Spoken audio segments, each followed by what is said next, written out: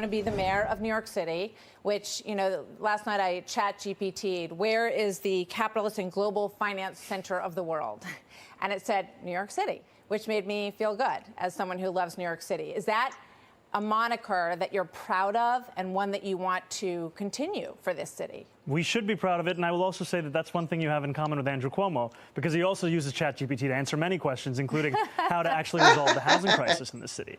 And right. It's time that we are not only proud of us being the financial capital, the cultural capital, but also we should make it a capital of where working people can afford to live in this city. Because right now what we're seeing is that 1 in 4 New Yorkers are being priced out of the wealthiest city in the wealthiest country in the history of the world. That's absolutely true.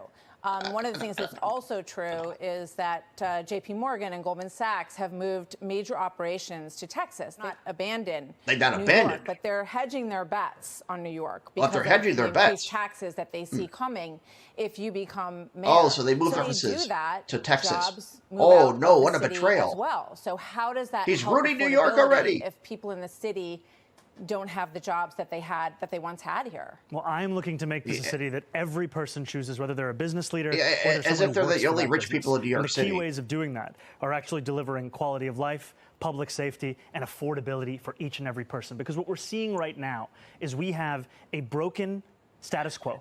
We have a corrupt political system, and we have the politicians that sustain that. That's really what's on the ballot, is whether New Yorkers want to continue that or whether they actually want a city they can afford. That's what I'm going to deliver. So, Governor Scary, Hochul, radical you stuff. have to get approval from the legislature to raise individual taxes, income taxes, and also corporate taxes in New York, which you've said you would like to do in order to pay for the free buses and the free childcare and the different programs, the government grocery stores and the like. She says no new taxes in her governor's race. So what are you going to do if she won't allow taxes to be raised? How will you pay for these programs? I've said time and again that I believe these are the most straightforward ways that we can actually fund universal childcare, making buses fast and free. And I've said that the 2 clear ways to do so, raising personal income taxes on the top 1% by 2%, and raising the corporate tax to match that of New Jersey's corporate tax of 11.5%.